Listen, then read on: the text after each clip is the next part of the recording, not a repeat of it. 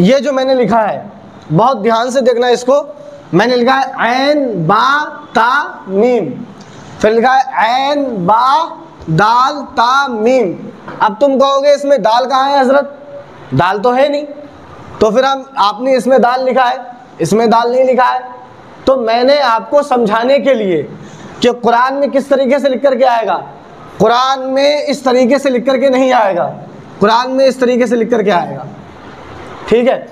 लेकिन पढ़ा ऐसे नहीं जाएगा, पढ़ा ऐसे जाएगा, याद रखना, बहुत ध्यान से समझना। जो हम अक्सर कंफ्यूज हो जाते हैं, कंफ्यूज किस चीज़ में होते हैं। अब दाल पर क्या लगा हुआ है, ये जज़म, क्या लगा हुआ है।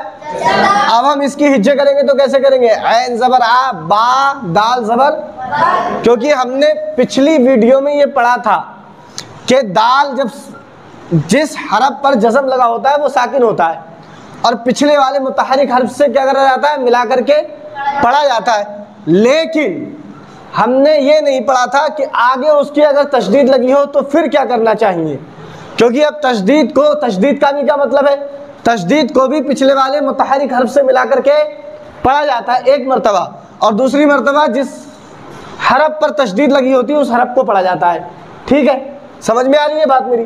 तो लेकिन आप क्या करें, दाल को पढ़े कि ता को पढ़े, सवाल ये है, दाल को पढ़े कि ता को पढ़े। ता को क्यों पढ़े, दाल को क्यों छोड़ दें, क्योंकि दाल के ऊपर जज़म लगा हुआ है। अब जज़म जब हमने पढ़ा था पिछली वीडियो में कि जज़म जहाँ पर लगा होता है तो पिछले मुतहरिक हर्फ से मिला करके पढ़ा जाता है, साकिन हरफ, ठीक। लेकिन ये भी पढ़ा था कि जिस हरफ पर तशदीद हो उसको भी पिछले वाले मुतहरिक हर्फ से मिला करके पढ़ा जाता है। अब दोनों बीच में है, ठीक। अब हम दाल को पढ़ेंगे कि ता को पढ़ेंगे, सवाल ये है।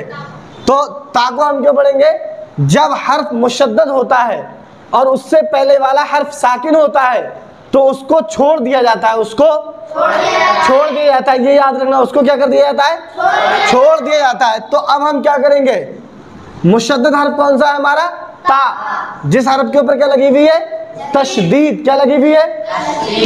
तो हम किसको छोड़ेंगे, दाल को छोड़ देंगे, यानी साकिन हरफ को। अब ता को किससे मिलाएंगे, बा से मिलाएंगे, किससे मिलाएंगे, तो अब हिज्जो किस तरीके से करेंगे, ऐन ज़बर आ, बा ता ज़बर ता मीम पेश, तो क्या हो गया, अबद तुम, क्या हो गया, अबद तुम। ये देखिए कुरान में ऐसे लिखा हुआ होगा, लेकिन हम पढ़ेंगे कैसे, ऐसे पढ़ेंगे। हम पढ़ेंगे कैसे, ऐसे, अबद तुम, कैसे पढ़ेंगे, ऐसे पढ़ेंगे, अबद तुम। और लिखा कैसे होगा, ऐसे लिखा होगा, ठीक है। तो हम दाल नहीं पढ़ेंगे, यानी मुशद्दद हर्फ से पहले, समझ लो, पहले खूब समझ लो, मुशद्दद हर्फ से पहले जिस हरफ पर तशदीद लगी हो उस हरफ से पहले अगर साकिन हरफ होता है तो उसको छोड़ दिया जाता है। फिर उससे पहले जो हर्फ मुतहरिक होता है फिर उसको मुशद्दद वाले हर्फ से मिलाया जाता है। क्या करा जाता है, मिलाया जाता है, और फिर उसको दोबारा पढ़ा जाता है जिस हरफ पर तशदीद लगी होती है, ठीक है।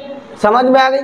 तो अब जब भी कुरान में आपके सामने ऐसी सिचुएशन आए, जब भी आपके सामने ऐसी सिचुएशन आए कि दाल साकिन हो या ता साकिन हो, अलिफ से लेकर यहाँ तक कोई भी हरफ साकिन हो सकता है, अगर साकिन हरफ के बाद में तशदीद वाला हर्फ है यानी मुशद्दद हर्फ है तो हम साकिन वाले हर्फ को छोड़ देंगे, मुशद्दद हर्फ को पकड़ेंगे और साकिन हर्फ से पहले जो मुतहरिक हर्फ है उस हर्फ को मुशद्दद वाले हर्फ से मिलाएंगे, ना कि साकिन वाले हर्फ से मिलाएंगे, ठीक है।